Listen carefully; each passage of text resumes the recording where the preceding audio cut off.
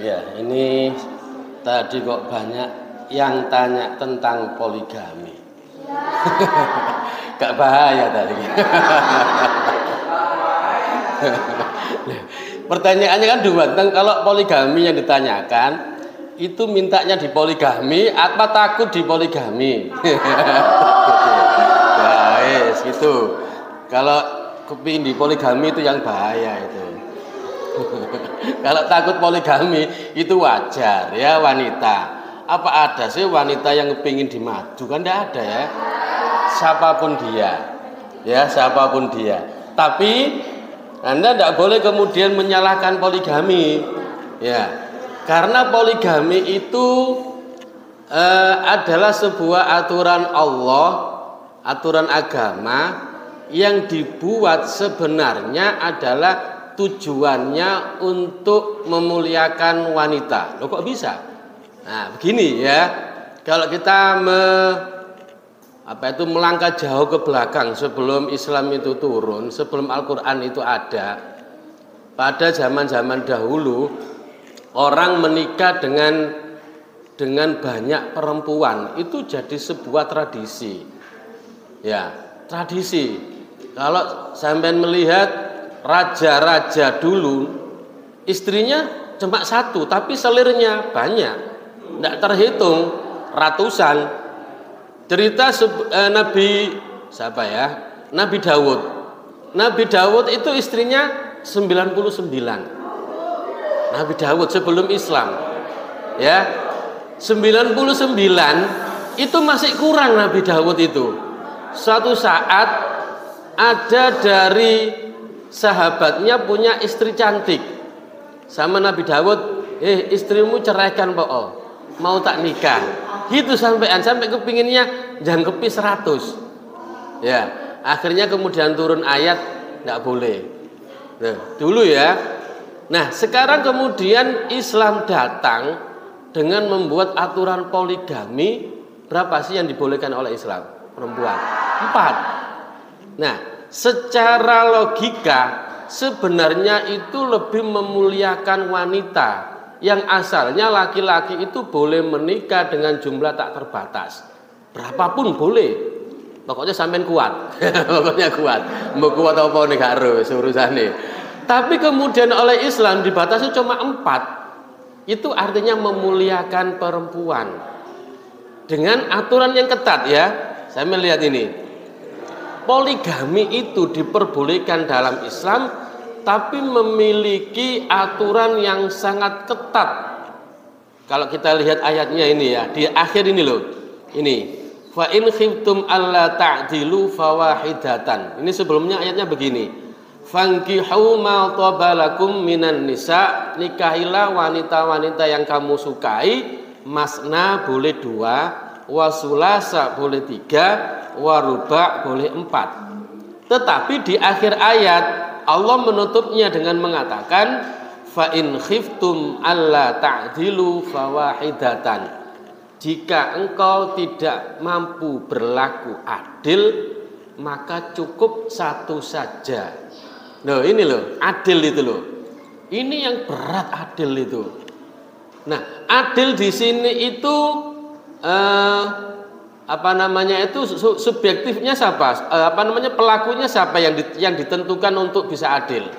Suami. Kemudian yang ukurannya dijadikan keadilan itu siapa? Istri.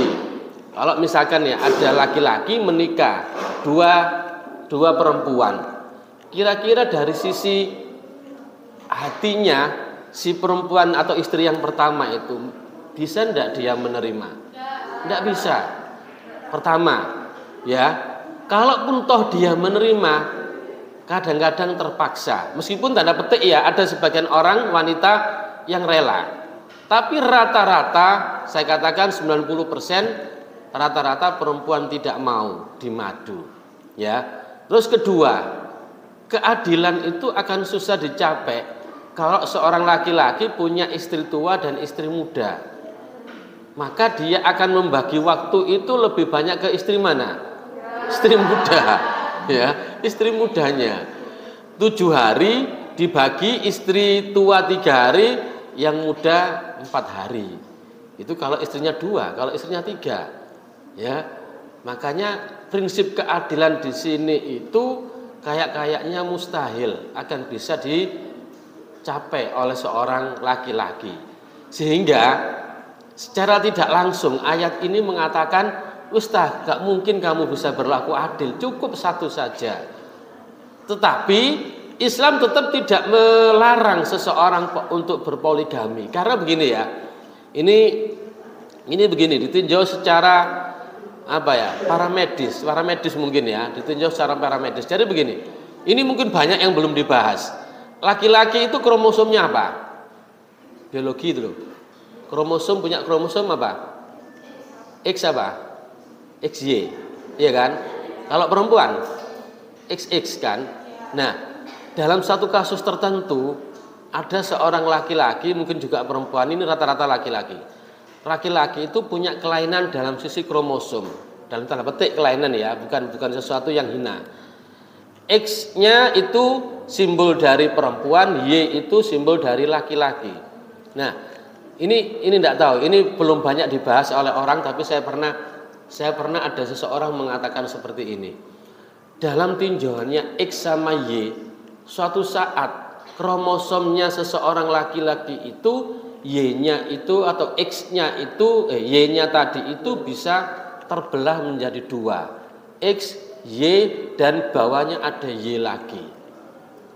Ya. Nah, orang hidup, bukan hanya manusia, semuanya itu mesti membutuhkan keseimbangan. Kalau X-nya 1, Y-nya 2, tidak mungkin. Maka membutuhkan X lagi. Maka disitulah kenapa ada orang laki-laki yang bisa punya istri lebih dari 2. Karena Y-nya bisa jadi mengalami pembiasan menjadi 2. Kalau Y-nya 3, dia membutuhkan X3. Maka istrinya 3. Makanya jangan heran kalau ada orang poligami itu rukun-rukun saja. Di Madura itu ada orang berpoligami itu istrinya 3 ya rukun-rukun aja. Tetapi sekali lagi saya katakan itu adalah kasuistis. Ya, itu adalah personal. Tidak semua orang. Seseorang yang kromosomnya tidak terbelah Y-nya, misalkan saya itu normal XY, saya paksakan untuk poligami, itu sepertinya susah. Ya, kalau orang sudah XY, Y-nya terbelah, tanpa dia dipaksa, itu mesti dia akan poligami. Itu seperti itu. Makanya kenapa Al-Quran itu membolehkan seseorang poligami, karena bisa jadi kemungkinan kromosom laki-laki itu bisa akan terbelah di sisi Y-nya. Apakah wanita tidak? Bisa terbelah, tetapi karena aturan membuat wanita tidak boleh punya suami lebih dari 1, makanya wanita tidak mungkin punya suami lebih dari 1. Kalau istri lebih 1 namanya poligami. Kalau suami lebih dari 1 namanya apa? Poliandri. Ya, poliandri. Kalau suami punya istri lebih dari 1 namanya poligami. Istri punya suami lebih dari 1 namanya poliandri. Nah, kalau laki-laki dan perempuan punya suami dan istri banyak namanya apa? Namanya politik. Ya. Ono poligami, ono poliandri ya politik ngono lah ya. Nah, ini poligami. Sekali lagi poligami itu diperbolehkan, tapi itu bukan kewajiban. Ini ya. Ini bukan wajib loh ya. Jangan salah perempuan kok gitu ya Islam ya. Tadi saya katakan, ini adalah penghormatan terhadap perempuan yang asalnya laki-laki itu boleh menikah lebih dari berapapun tanpa ada ikatan berapa jumlahnya. Tapi datangnya Islam dibatasi 4. Nah, ini berarti memberikan penghormatan kepada perempuan. Ini ayat ini bukan berarti membolehkan untuk poligami, juga bukan sebuah perintah. Hanya membolehkan saja. Boleh, artinya boleh itu ya tidak wajib. Tidak semua perintah dalam Al-Quran itu sifatnya wajib. Ya, itu. Nih, tadi ada yang tanya syarat poligami. Ada syarat poligami. Sopo iki? Ya, siji durung duwe kok poligami ku ya apa sampeyan. Wis. Enggak apa-apa. Siapa tahu ada keinginan. Ya, ini. Kalau dalam aturan Islam sebenarnya izin dari istri pertama itu tidak ada. Dalam Islam loh ya, dalam Islam. Tapi ini adalah aturan di Indonesia. Di KHI itu orang kalau akan menikah lagi yang kedua ya, maka si suami itu harus mendapatkan izin dari istri yang pertama. Kalau dia seorang PNS atau TNI atau Polri, maka harus ada izin dari atasannya. Nah, susah kan? Artinya diperbolehkan tapi dipersulit. Tujuannya apa sih tadi itu? Agar tidak terjadi konflik. Ya, tidak terjadi konflik. Orang poligami itu tidak semuanya loh ya, saya katakan tidak semua. Orang poligami itu memang rawan terjadi konflik. Bukan hanya konflik dia dengan istrinya, bisa jadi nanti konflik dengan anak-anaknya. Tuh, tapi rawan ya, tapi tidak semua. Nih, kemudian pernikahan kontroversial yang kedua adalah mut'ah. Bukan mu'tah tadi ya, mut'ah, walik bacanya. Nikah mut'ah itu nikah yang dibatasi dengan waktu. Bedanya dengan nikah biasa. Kalau nikah biasa itu sifatnya langgeng, nggak ada waktu. Kapanpun ya terus sampai selama-lamanya. Kalau nikah mut'ah itu dibatasi dengan waktu. Syaratnya apa? Syaratnya sama dengan nikah biasa. Cuma yang membedakan ketika ijab qabul tadi itu disebutkan waktunya. Biasanya kan gini ya. Saya nikahkan kamu dengan anak saya bernama A dengan mas kawin sekian, kontan atau tunai, gitu kan? Nah, kalau mut'ah itu ada batas waktunya. Saya nikahkan kamu dengan anak saya bernama A dengan mas kawin B dengan waktu 1 minggu. Itu nikah mut'ah. Ya, 1 minggu. Selesai 1 minggu sudah cerai. Kalau nikah biasa ada kalimat cerai, kamu saya talak, itu cerai. Tapi kalau nikah mut'ah tanpa ada ucapan talak cerai dari si suami karena sudah waktunya habis, expired. Nah, ya sudah selesai. Dulu itu diperbolehkan. Nah, dulu diperbolehkan zamannya Nabi. Enak dulu Pak, gitu ya. Dulu diperbolehkan ketika hanya perang saja. Nah, ini saya katakan tadi, laki-laki itu punya nafsunya kecil tapi dalam prakteknya nafsunya besar. Laki-laki ketika berperang itu meninggalkan istrinya dalam jangka waktu yang lama. Ya. Nah, dikhawatirkan ketika perang nafsunya datang. Nah, kalau nafsunya tidak dilampiaskan untuk menikah, nah nanti bahaya. Ya. Nembak itu gak fokus, menggok gak karu-karuan. Karena nafsunya tidak tersalurkan. Makanya kemudian harus dikasih, sudahlah atau Nabi boleh kamu nikah, tapi dikasih jangka waktu. Misalkan perangnya 3 hari, ya sudah selesai perang dia nikah. Selesai perang dia cerai dulu. Tapi sejak tahun ke-8 Hijriah Nabi sudah melarang. Sekarang sudah selesai perangnya, tidak boleh ada nikah mut'ah lagi. Gitu ya. Beda dengan nikah kontrak loh ya. Kalau mungkin pernah mendengar nikah kontrak di daerah sana pokoknya ya, di daerah sana. Itu ada namanya nikah kontrak. Beda. Kalau nikah kontrak itu gini, orang nikah kontrak 1 malam kamu tak kawin, kasih uang 1 juta. Selesai, besoknya dia sudah bukan istri saya.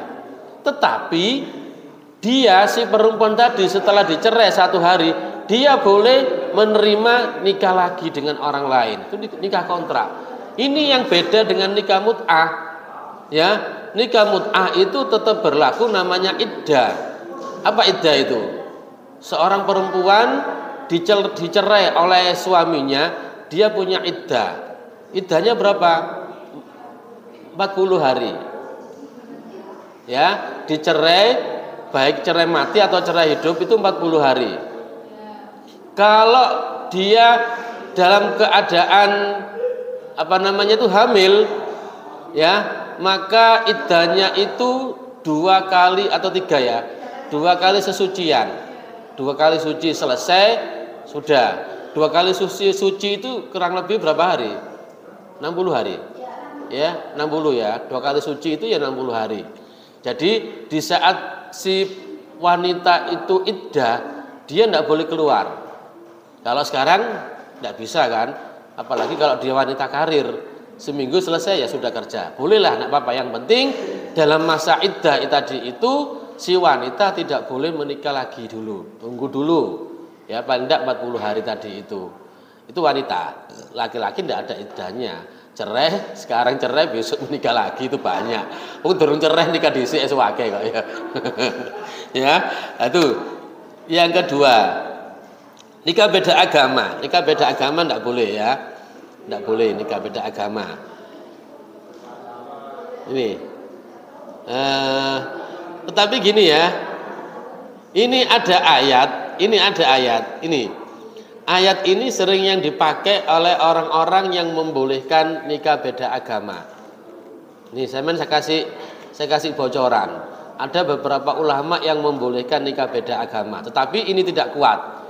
Ya, saya anjurkan jangan dilakukan. Karena bagi mereka ini makanan orang-orang ahli kitab itu halal buat kamu dan makananmu halal buat mereka. Artinya orang ahlul kitab itu adalah orang Yahudi dan orang Nasrani. Ya, menurut mereka, wong makanannya saja halal, berarti saya boleh menikahi mereka. Itu ayat yang dipakai ini. Tapi ayat ini tidak kuat karena Yahudi dan Nasrani yang hari ini ada itu bukan ahlul kitab. Orang ahlul kitab itu hampir sama dengan kita. Tidak boleh makan babi. Sama, hampir sama lah dengan kita. Ya, karena itu ayat ini tidak terlalu kuat bagi mereka yang melakukan nikah beda agama. Ini. Yang terakhir ini nikah siri. Nikah siri itu apa? Nikah yang tidak ada suratnya. Kalau dulu bukan. Dulu itu nikah siri itu nikah yang tidak dilakukan atau nikah yang dilakukan secara sembunyi-sembunyi. Misalkan masih kuliah, kemudian dalam kuliah itu atau masih kerja, dalam kerja itu ada aturan tidak boleh menikah, kan ada kan ya? Kalau memang diterima di mana gitu ya, TNI atau apalah, syaratnya tidak boleh menikah. Padahal dia itu sudah kepingin menikah, maka dulu itu dilakukan nikah namanya nikah siri tanpa ada surat. Nah, sekarang nikah siri itu sah menurut agama, tapi tidak sah menurut Undang-Undang KHI, kompilasi hukum Islam. Karena nikah itu baru sah jika seseorang itu menandatangani berita acara pernikahan. Nah, yang punya berita acara nikah itu adalah KUA atau penghulu. Dan tidak boleh sampai nikahnya di rumah, datang ke penghulu, bilang, Pak Penghulu, saya sudah menikah dengan ini wanita ini misalkan, saya cukup tanda tangan saja. Tidak boleh sekarang. Ya, dulu masih boleh. Sekarang bagaimana? Ya harus penghulunya menyaksikan. Misalkan saya penghulunya, ayo nikah, mana calon laki-lakinya ini, calon perempuannya mana ini, walinya mana, oh ini, saksinya mana 2, ini mas kawinnya mana. Selesai semuanya, ada ijab kabulnya, tanda tangan, itu baru sah. Kalau dulu ndak, banyak dulu itu orang menikah kepada kiai, dibawa ke kiai, dinikahkan, selesai, datang ke KUA, Pak KUA, tadi ini anak saya sudah menikah, tadi yang menikahkan kiai di sana. Sekarang saya minta tanda tangan, ndak boleh, ya. Maka inilah nikah siri itu. Dan ini ya, ini nikah siri itu kalau ada orang yang melaporkan, itu bisa jadi pelakunya itu kena hukum perdata atau pidana gitu ya. Pasal berapa itu di pengadilan dibawa, dia bisa kena tuntutan. Makanya harus hati-hati sekarang. Ya, nikah siri itu. Dan tujuan nikah siri itu tujuannya nikah dicatatkan di KUA itu sangat baik sebenarnya. Karena untuk menghindari laki-laki yang nakal. Ada laki-laki yang tidak jelas, nakal, dia kepinginnya nikah siri tanpa ada surat, setelah nikah beberapa hari dia ditinggal, nikah lagi di sana nikah siri. Nah ini kan yang repot yang perempuannya, ya. Makanya itu kalau sampai nanti diajak nikah siri jangan mau, terutama yang perempuan ini ya. Yang laki-laki juga harus gentle, jangan minta nikah siri. Apalagi nikah lari itu loh. ya harus gentle. Nah kalau kepingin nikah ya harus resmilah ya. Wong murah kok, KUA itu murah, tidak sampai 500 berapa gitu, cuma 300. Yang mahal itu kan resepsinya kan ya, itu yang mahal. Tapi kalau cukup ke KUA saja hanya ngundang 10 orang selesai, tidak sampai 1 juta sudah selesai, kasih sama kuenya itu selesai. Yang mahal itu yang lain-lainnya itu yang mahal itu. Iya, ya. Oke, jadi itu aja ya. Ya, kurang lebihnya saya mohon maaf. Terima kasih. Assalamualaikum warahmatullahi wabarakatuh.